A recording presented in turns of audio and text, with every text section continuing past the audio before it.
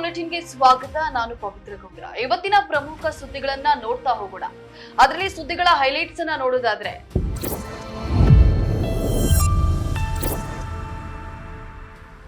ಮನಮೋಹನ್ ಸಿಂಗ್ ನಿಧನ, ದೇಶ ವಿದೇಶಗಳಲ್ಲೂ ವ್ಯಾಪಕ ಶೋಕ ವ್ಯಕ್ತ.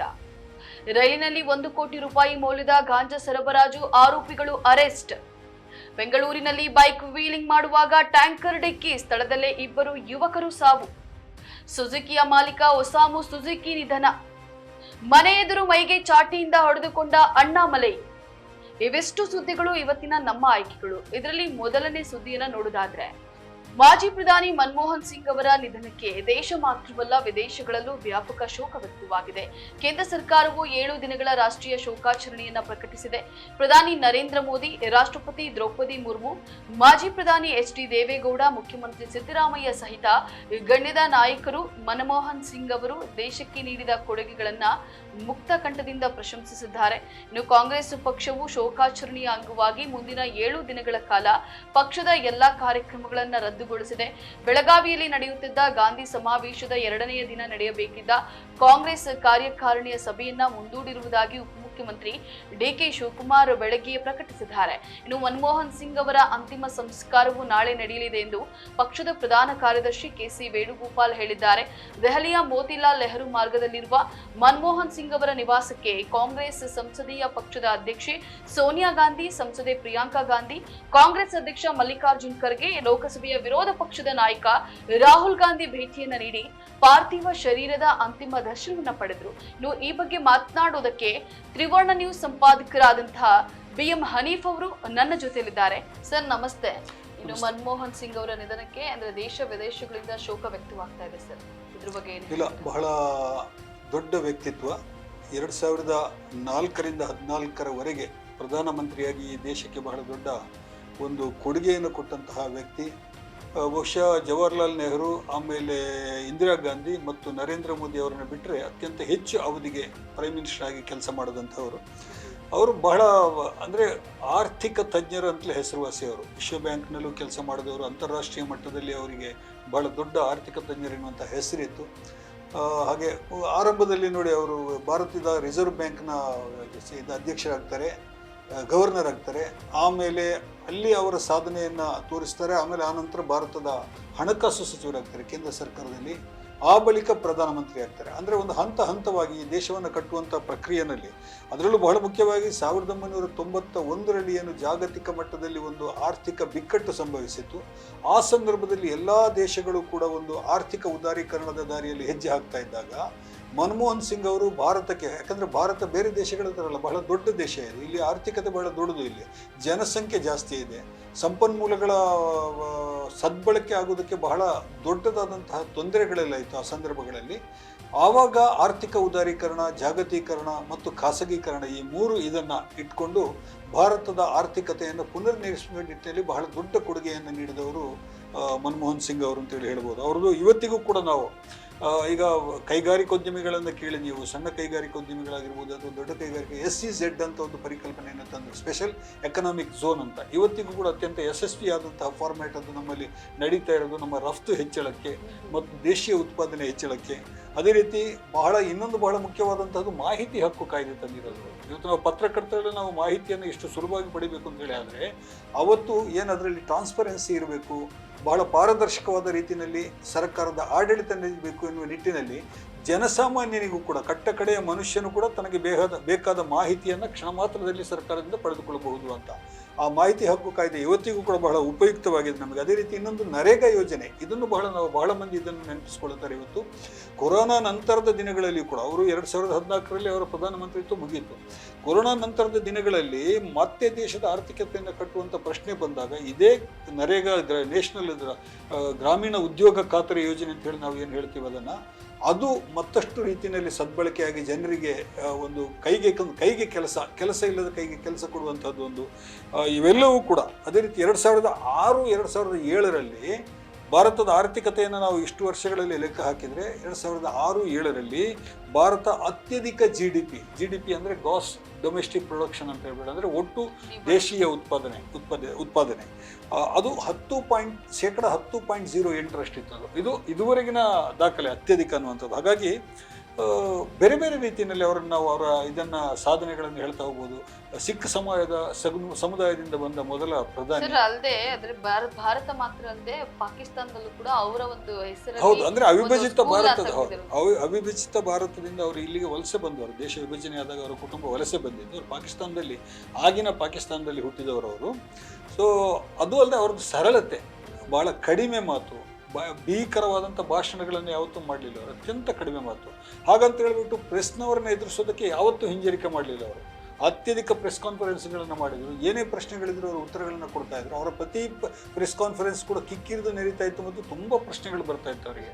ಅದಕ್ಕೂ ಕೂಡ ಅವರು ಇದು ಮಾಡಲಿಲ್ಲ. ಆಮೇಲೆ ಅವರು BMW ಕಾರ್, ಅವರು ಪ್ರಧಾನಿಯಾಗಿದ್ದಾಗಲೂ ಕೂಡ BMW ಕಾರ್ಡ್ಗಿಂತ ಹೆಚ್ಚಾಗಿ ಮಾರುತಿ ಸುಜುಕಿ ಕಾರ್ನಲ್ಲಿ ಓಡಾಡೋದನ್ನು ಲೈಕ್ ಮಾಡ್ತಾ ಇದ್ರು ಅವರು. ಅಂದರೆ ಆ ಸರಳತೆ ಇದೆಯಲ್ಲ, ಹೌದು, ಅದು ಇವತ್ತಿಗೂ ಕೂಡ ಬಹುಶಃ ಇತಿಹಾಸದಲ್ಲಿ ಒಂದು ಪ್ರಧಾನಿಗಳನ್ನು ನಾವು ಲೆಕ್ಕ ತೆಗೆದುಕೊಂಡಾಗ ಅತ್ಯಂತ ದೀರ್ಘ ವರ್ಷಗಳ ಕಾಲ ಇವರು ನೆನಪಿನಲ್ಲಿ ಉಳಿಯುವ ಸಾಧ್ಯತೆ ಕಾಣಿಸ್ತಾ ಇದೆ. ಅಷ್ಟು ಸರಳವಾದಂತಹ ಮತ್ತು ಅತ್ಯುತ್ತಮವಾಗಿ ಕೆಲಸ ಮಾಡಿದಂತಹ ಪ್ರಧಾನಿ. ನೀವು ಎರಡನೇ ಸುದ್ದಿಯನ್ನು ನೋಡೋದಾದ್ರೆ, ರೈಲಿನಲ್ಲಿ ಕೆಜಿಗಟ್ಟಲೆ ಗಾಂಜಾ ಸರಬರಾಜು ಮಾಡ್ತಾ ಇದ್ದ 8 ಮಂದಿ ಆರೋಪಿಗಳನ್ನ ಬೆಂಗಳೂರು ರೈಲ್ವೆ ಪೊಲೀಸರು ಬಂಧಿಸಿ ವಿಚಾರಣೆಗೆ ಒಳಪಡಿಸಿದ್ದಾರೆ. ಆರೋಪಿಗಳ ಬಳಿ ಇದ್ದಂತಹ ಬರೋಬ್ಬರಿ 1 ಕೋಟಿ ರೂಪಾಯಿ ಮೌಲ್ಯದ ಗಾಂಜಾ ಜಪ್ತಿಯನ್ನ ಮಾಡಿದ್ದಾರೆ. ಹೊಸ ವರ್ಷಾಚರಣೆ ಹಿನ್ನೆಲೆಯಲ್ಲಿ ಬೆಂಗಳೂರು ಪೊಲೀಸರು ಅಲರ್ಟ್ ಆಗಿದ್ದು ನಗರಕ್ಕೆ ಸಂಪರ್ಕ ಕಲ್ಪಿಸುವ ಹೆದ್ದಾರಿಗಳ ಚೆಕ್ಪೋಸ್ಟ್ನಲ್ಲಿ ವಾಹನಗಳ ತಪಾಸಣೆ ನಡೆಸುತ್ತಿದ್ದಾರೆ. ಹೀಗಾಗಿ ಪೆಡ್ಲರ್ಗಳು ಹೊಸ ಮಾರ್ಗವನ್ನ ಕಂಡುಕೊಂಡಿದ್ದಾರೆ. ಪೊಲೀಸ್ ವಾಹನಕ್ಕೂ ವಾಸನೆ ಬಾರದ ರೀತಿ ರೈಲಿನಲ್ಲಿ ಗಾಂಜಾ ಸರಬರಾಜು ಮಾಡುತ್ತಿದ್ದಾರೆ. ಪ್ರಶಾಂತಿ ಮತ್ತು ಹಟ್ಟಿಯಾ ಎಕ್ಸ್ಪ್ರೆಸ್ ರೈಲಿನಲ್ಲಿ ಆಂಧ್ರಪ್ರದೇಶ, ತಮಿಳುನಾಡು, ಒಡಿಶಾಗೆ ಗಾಂಜಾ ಸರಬರಾಜು ಮಾಡ್ತಾ ಇದ್ರು. ಈ ಬಗ್ಗೆ ಖಚಿತ ಮಾಹಿತಿ ಪಡೆದ ಬೆಂಗಳೂರು ರೈಲ್ವೆ ಪೊಲೀಸರು ದಾಳಿಯನ್ನ ಮಾಡಿ ತಪಾಸಣೆ ನಡೆಸಿದಾಗ ಆರೋಪಿಗಳ ಬಳಿ ಇದ್ದಂತಹ ಟ್ರಾಲಿ ಬ್ಯಾಗ್ಗಳಲ್ಲಿ ಗಾಂಜಾ ಪತ್ತೆಯಾಗಿದೆ. ಕೂಡಲೇ ಪೊಲೀಸರು ಆರೋಪಿಗಳನ್ನ ಬಂಧಿಸಿ ಗಾಂಜಾವನ್ನ ಸೀಸು ಮಾಡಿದ್ದಾರೆ. ವೇಲಿಂಗ್ ಕ್ರೇಜ್ಗೆ 2 ಯುವಕರು ಬಲಿಯಾದ ಘಟನೆ ಬೆಂಗಳೂರು ಗ್ರಾಮಾಂತರ ಜಿಲ್ಲೆಯ ವಿಜಯಪುರದಲ್ಲಿ ನಡೆದಿದೆ. ಬೆಂಗಳೂರಿನಲ್ಲಿ ಬೈಕ್ ವೇಲಿಂಗ್ ಮಾಡುವಾಗ ಟ್ಯಾಂಕರ್ ಡಿಕ್ಕಿಯಾಗಿ ಸ್ಥಳದಲ್ಲಿ 2 ಯುವಕರು ಮೃತಪಟ್ಟಿದ್ದಾರೆ. ದೇವನಹಳ್ಳಿ ತಾಲೂಕಿನ ವಿಜಯಪುರ ಬೈಪಾಸ್ನಲ್ಲಿ ಈ ಘಟನೆ ಸಂಭವಿಸಿದೆ. ವೇಲಿಂಗ್ ಮಾಡ್ತಾ ಇದ್ದಾಗ ಟ್ಯಾಂಕರ್ಗೆ ಬೈಕ್ ಡಿಕ್ಕಿ ಹೊಡೆದಿದೆ. ಪರಿಣಾಮ ಸ್ಥಳದಲ್ಲಿ 22 ವರ್ಷದ ಅರ್ಫಾಜ್, 22 ವರ್ಷದ ಮನೋಜ್ ಎಂಬ ಯುವಕರು ಮೃತಪಟ್ಟಿದ್ದಾರೆ. ಮೃತ ಯುವಕರ ಶವಗಳನ್ನ ಮರಣೋತ್ತರ ಪರೀಕ್ಷೆಗೆ ಕಳುಹಿಸಲಾಗಿದ್ದು, ಘಟನೆ ನಡೆದ ಸ್ಥಳಕ್ಕೆ ವಿಜಯಪುರ ಪೊಲೀಸರು ಭೇಟಿಯನ್ನ ನೀಡಿ ಪರಿಶೀಲನೆಯನ್ನ ನಡೆಸಿದ್ದಾರೆ. ಮಾರುತಿ ಸುಜುಕಿ ಮೂಲಕ ಭಾರತದ ವಾಹನ ಲೋಕದಲ್ಲಿ ಕ್ರಾಂತಿಗೆ ಕಾರಣರಾದ ಜಪಾನ್ನ ಒಸಾಮು ಸುಜುಕಿ ಅವರು ನಿಧನರಾಗಿದ್ದಾರೆ. 94 ವರ್ಷ ವಯಸ್ಸಾಗಿತ್ತು. ಸುಜುಕಿ ಮೋಟಾರ್ ಕಂಪನಿಯನ್ನ ಮುನ್ನಡೆಸಿದ ಒಸಾಮು ಅವರು 4 ದಶಕಗಳ ಕಾಲ ಕಂಪನಿಯನ್ನ ಜಾಗತಿಕ ಮಟ್ಟದಲ್ಲಿ ಬೆಳೆಸುವುದರ ಜೊತೆಗೆ ಭಾರತದಲ್ಲೂ ಸುಜುಕಿ ಕಂಪನಿಯ ಬೆಳವಣಿಗೆಗೆ ಶ್ರಮಿಸಿದವರು. 660 ಸಿಸಿ ಸಾಮರ್ಥ್ಯದ ಅಗ್ಗದ ಹಾಗೂ ಪುಟ್ಟ ಕಾರುಗಳನ್ನ ಉತ್ಪಾದಿಸುವ ಮೂಲಕ ಗ್ರಾಹಕರಿಗೆ ತೆರಿಗೆ ಹೊರೆಯನ್ನ ಒಸಾಮು ತಗ್ಗಿಸಿದ್ರು. ಒಸಾಮು ಅವರು ಮತ್ಸುಡಾ ಕುಟುಂಬಕ್ಕೆ ಸೇರಿದವರಾಗಿದ್ರು. ಆದ್ರೆ ಪತ್ನಿಯ ಕುಟುಂಬದ ಉಪನಾಮ ಸುಜುಕಿ ಇದ್ದಿದ್ರಿಂದ ಹಾಗೂ ಗಂಡು ಸಂತಾನವಿಲ್ಲದ ಕುಟುಂಬದ ಹೆಣ್ಣು ಮಗಳನ್ನ ವರಿಸಿದ್ರಿಂದ ಜಪಾನ್ ಸಂಪ್ರದಾಯದಂತೆ ಅಲ್ಲಿಯ ಉಪನಾಮವನ್ನೇ ಇಟ್ಟುಕೊಂಡಿದ್ರು. ತಮಿಳುನಾಡು ಬಿಜೆಪಿ ಅಧ್ಯಕ್ಷ ಕೆ ಅಣ್ಣಾಮಲೈ ಚಾಟಿಯಿಂದ ತಮಗೆ ಹೊಡೆದುಕೊಳ್ಳುವ ಮೂಲಕ ಹೆಣ್ಣು ಮಕ್ಕಳ ಲೈಂಗಿಕ ದೌರ್ಜನ್ಯ ವಿರುದ್ಧ ಪ್ರತಿಭಟಿಸಿದ್ದಾರೆ. ತಮಿಳುನಾಡು ರಾಜ್ಯ ಬಿಜೆಪಿ ಅಧ್ಯಕ್ಷ ಕೆ ಅಣ್ಣಾಮಲೈ ಭೀಷ್ಮ ಶಪಥ ಕೈಗೊಂಡಿದ್ದು, ಡಿಎಂಕೆ ಪಕ್ಷವನ್ನ ಅಧಿಕಾರದಿಂದ ಕೆಳಗಿಳಿಸುವವರೆಗೂ ಚಪ್ಪಲಿ ಧರಿಸೋದಿಲ್ಲ ಅಂತ ಹೇಳಿ ಶಪಥ ಮಾಡಿದ್ದಾರೆ. ಇಂದು ಬೆಳಗ್ಗೆ ಅವರ ನಿವಾಸದ ಮುಂದೆ ಚಾಟಿಯಿಂದ ಹೊಡೆದುಕೊಂಡು ತಮಗೆ ತಾವು ನೋವು ಮಾಡಿಕೊಂಡಿದ್ದಾರೆ. ಇನ್ನು ಅಣ್ಣಾ ಯೂನಿವರ್ಸಿಟಿಯಲ್ಲಿ ಓದ್ತಾ ಇದ್ದಂತಹ ಇಂಜಿನಿಯರಿಂಗ್ ವಿದ್ಯಾರ್ಥಿನಿಯ ಮೇಲೆ ಕಾಲೇಜು ಕ್ಯಾಂಪಸ್ನಲ್ಲಿ ಅತ್ಯಾಚಾರ ನಡೆದಿದೆ. ಇದರ ವಿರುದ್ಧ ವಿದ್ಯಾರ್ಥಿನಿ ಪೊಲೀಸರಿಗೆ ದೂರನ್ನ ನೀಡಿದ್ರು. ಪೊಲೀಸರು ಜ್ಞಾನಶೇಖರನ್ ಎಂಬಾತನನ್ನ ಬಂಧಿಸಿದ್ರು. ಈತ ಯುವತಿಯ ಖಾಸಗಿ ವಿಡಿಯೋ ಚಿತ್ರೀಕರಿಸಿಕೊಂಡು ಬ್ಲಾಕ್ ಮೇಲ್ ಮಾಡಿ ಯುವತಿ ಮೇಲೆ ಅತ್ಯಾಚಾರ ಎಸಗಿದ್ದು ಎಂಬ ಆರೋಪವಿದೆ. ಆರೋಪಿಯ ಮೇಲೆ 2011ರಲ್ಲಿಯೂ ಇದೇ ರೀತಿಯ ಪ್ರಕರಣ ದಾಖಲಾಗಿದ್ದು, ಈತನ ವಿರುದ್ಧ ಸುಮಾರು 17 ಕ್ರಿಮಿನಲ್ ಪ್ರಕರಣ ದಾಖಲಾಗಿದೆ. ಆದರೂ ಈ ಆರೋಪಿ ಸ್ವತಂತ್ರವಾಗಿ ಓಡಾಡ್ತಿದ್ದಾನೆ. ಡಿಎಂಕೆ ಸರ್ಕಾರದ ಆಡಳಿತದಲ್ಲಿ ವಿದ್ಯಾರ್ಥಿನಿಯರಿಗೆ ಭದ್ರತೆ ಇಲ್ಲ ಅಂತ ಹೇಳಿ ಆರೋಪಿಸಿ ತಮಿಳುನಾಡು ಬಿಜೆಪಿ ಮತ್ತು ಎಐಎಡಿಎಂಕೆ ಪಕ್ಷದ ಕಾರ್ಯಕರ್ತರು ಪ್ರತಿಭಟನೆ ನಡೆಸಿದ್ದಾರೆ. ಜೊತೆಗೆ 48 ದಿನಗಳ ಸುದೀರ್ಘ ಉಪವಾಸ ಕೈಗೊಂಡಿರುವ ಅಣ್ಣಾಮಲೈ 6 ಪುಣ್ಯಕ್ಷೇತ್ರಗಳಿಗೆ ಭೇಟಿಯನ್ನ ನೀಡ್ತೇನೆ ಅಂತ ಹೇಳಿ ತಿಳಿಸಿದ್ದಾರೆ.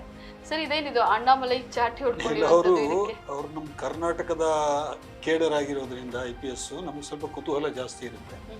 ಕರ್ನಾಟಕದಲ್ಲಿಯೂ ಕೂಡ ಅವರು ರಾಜಕೀಯಕ್ಕೆ ಒಂದು ಪ್ರಯತ್ನವನ್ನೆಲ್ಲ ಮಾಡಿದ್ರು ಅವರು. ಆಮೇಲೆ ತಮಿಳುನಾಡಿನಲ್ಲಿ ಅವರ ಮೇಲೆ ಬಹಳ ದೊಡ್ಡ ಭರವಸೆ ಇಟ್ಟು BJP ಪಕ್ಷ ಅವರನ್ನು ಅಧ್ಯಕ್ಷರನ್ನಾಗಿ ಮಾಡಿ ಇಲೆಕ್ಷನ್ನಲ್ಲಿ ಅವರು ಬಹಳ ದೊಡ್ಡ ಹೋರಾಟವನ್ನು ನಡೆಸಿದ್ರು ಅವರು ಇಲೆಕ್ಷನ್ನಲ್ಲಿ. ಆದರೆ ಅವ್ರ ಕೈಯಿಂದ ಏನು DMKಯ ಒಂದು ಏನು ಅಲ್ಲಿಯ ಪ್ರಾಬಲ್ಯ ಇದೆ ಅದನ್ನು ಮುರಿಲಿಕ್ಕೆ ಅವ್ರ ಕೈಯಲ್ಲಿ ಆಗ್ಲಿಲ್ಲ. ಅಲ್ಲ ಸರ್, ಇಲ್ಲಿ ಪ್ರಶ್ನೆ ಏನು ಅಂದ್ರೆ ಇಲ್ಲ, ಇದು ನೋಡಿದೆ ನಾನು, ಅದು ಚಾಟಿನ ಮೈ ಮೇಲೆ ಚಾಟಿಯಲ್ಲಿ ಹೊಡ್ಕೊಳ್ಳೋದು ಅಂತ ಹೇಳ್ಬಿಟ್ಟು. ಈಗ ಯೂನಿವರ್ಸಿಟಿನಲ್ಲಿ ಒಂದು ದುರ್ಘಟನೆ ನಡೆದಿದೆ, ಒಂದು ಹುಡುಗಿಯ ಮೇಲೆ ಲೈಂಗಿಕ ಅತ್ಯಾಚಾರ ಹಲ್ಲೆ ನಡೆದಿದೆ.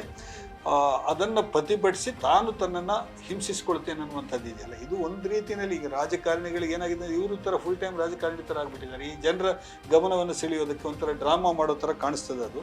ಆಮೇಲೆ 48 ದಿನಗಳ ಉಪವಾಸವನ್ನು ಹಿಡಿದು 6 ಮುರುಘಾ ದೇವಾಲಯಗಳಿಗೆ ನಾನು ಭೇಟಿ ಕೊಡ್ತೀನಿ ಫೆಬ್ರವರಿವರೆಗೆ. ಅದು ಆಮೇಲೆ ಬರಿಗಾಲಲ್ಲಿ ಈಗ ಅಲ್ಲಿ ಸರ್ಕಾರ ಅಧಿಕಾರಕ್ಕೆ ಬರಬೇಕಾದ್ರೆ ಬರಿಗಾಲಲ್ಲಿ ಓಡಾಡಿದ್ರೆ ಆಗುತ್ತಾ? ಅಥವಾ ದೇವಸ್ಥಾನಗಳಿಗೆ ಅಥವಾ ಮಸೀದಿಗಳಿಗೆ ಅಥವಾ ಚರ್ಚ್ಗಳಿಗೆ ಭೇಟಿ ನೀಡಿದರೆ ಸರ್ಕಾರ ಅಧಿಕಾರಕ್ಕೆ ಬರುತ್ತಾ? ಇದೆಲ್ಲ ಸುಮ್ಮನೆ ಹಾಸ್ಯಾಸ್ಪದ ಅನ್ನಿಸ್ತಾ ಇದೆ. ಅವರು ಇದನ್ನು ಬಿಟ್ಟು ಪಕ್ಷವನ್ನು ತಳಮಟ್ಟದಿಂದ ಕಟ್ಟುವುದು ಹೇಗೆ ಅನ್ನೋದನ್ನು ಅವರು ಬಹಳ ಸ್ಪಷ್ಟವಾಗಿ ಮಾಡ್ತಾ ಹೋಗ್ಬೇಕು. ಅವರು ಈಗ ಈ 48-50 ದಿನಗಳ ಕಾಲ ಅವರು ಬರಿಗಾಲಲ್ಲಿ ಓಡಾಡಿಕೊಂಡು ಎಲ್ಲಾ ದೇವಸ್ಥಾನಗಳಿಗೆ ಇಲ್ಲ ಸಿಂಪತಿ ನೋಡಿ. ಅವರಿಗೆ ಇನ್ನೂ ನೋಡಿ, IIM Lucknow, Indian Institute of Management ಲಕ್ನೋದಲ್ಲಿ ಇದಾದವರು, ಅವರು ಕಲ್ತವರು.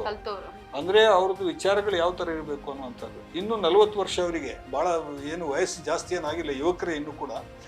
ಪಕ್ಷ ಕಟ್ಟಬೇಕಾದ್ರೆ ತಮಿಳುನಾಡಿನಲ್ಲಿ BJPಯನ್ನು ಕಟ್ಟಬೇಕಾದ್ರೆ ಬಹಳ ಕಷ್ಟ ಇದೆ, ಅಷ್ಟು ಸುಲಭ ಇಲ್ಲ. ಯಾಕಂತ ಹೇಳಿದ್ರೆ ಅದು ಮೊದಲೇ ದ್ರಾವಿಡ ಕಳಗಂನ ಒಂದು ನೆಲ, ಅದು ದ್ರಾವಿಡ ಚಳವಳಿಯ ನೆಲ. ಅದು ದ್ರಾವಿಡ ಚಳವಳಿ ಅಂತ ಹೇಳಿದ್ರೆ ಅವಳು ಬಹಳ ಸ್ಪಷ್ಟವಾಗಿ ಅವ್ರದ್ದು ನಾಸ್ತಿಕವಾದ ಮತ್ತು ಈ ದೇವರ ಹೆಸರಿನಲ್ಲಿ ನಡೆಯುವಂತಹ ಮೌಢ್ಯ ಮತ್ತಿತರ ಆಚರಣೆಗಳಿಗೆಲ್ಲ ವಿರೋಧ ಮಾಡೋರು ಅವರು ಸಾಮಾನ್ಯವಾಗಿ. DMKನೂ ಇರ್ಬೋದು, ಅಣ್ಣಾದೊರೆಯ ಕಾಲದಿಂದಲೂ ಕೂಡ ಇದೆಲ್ಲ ಬಹಳ ದೊಡ್ಡ ಚರ್ಚೆನಲ್ಲಿದೆ. ಮತ್ತು ಅಲ್ಲಿ ಬಂದಿದ್ದು ದ್ರಾವಿಡ DMKಯನ್ನು ಬಿಟ್ಟರೆ, ಕರುಣಾನಿಧಿಯವರ DMKಯನ್ನು ಬಿಟ್ಟರೆ ಮತ್ತೊಂದು ಸರ್ಕಾರ ಅಂತ ಬಂದಿರೋದು ಅಣ್ಣಾ DMK. ಜಯಲಲಿತಾ ಇದ್ದಾರೆ.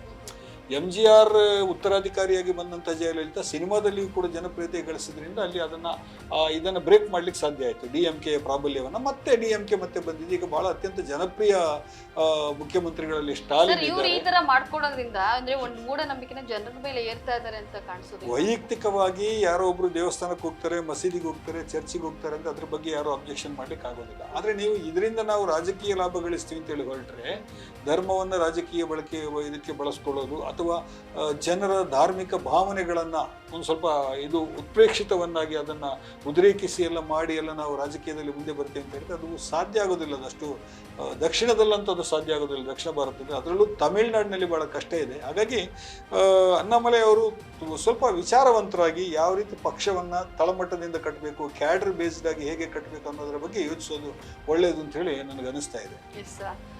ವೀಕ್ಷಕರೇ, ನೋಡಿದ್ರಲ್ಲ, ಇವೆಷ್ಟು ಇವತ್ತಿನ ಚರ್ಚಾ ವಿಚಾರಗಳು. ಮುಂದಿನ ಎಪಿಸೋಡ್ ನಲ್ಲಿ ಮತ್ತೆ ಸಿಗ್ತೀವಿ. ಅಲ್ಲಿವರೆಗೂ ನಮಸ್ಕಾರ.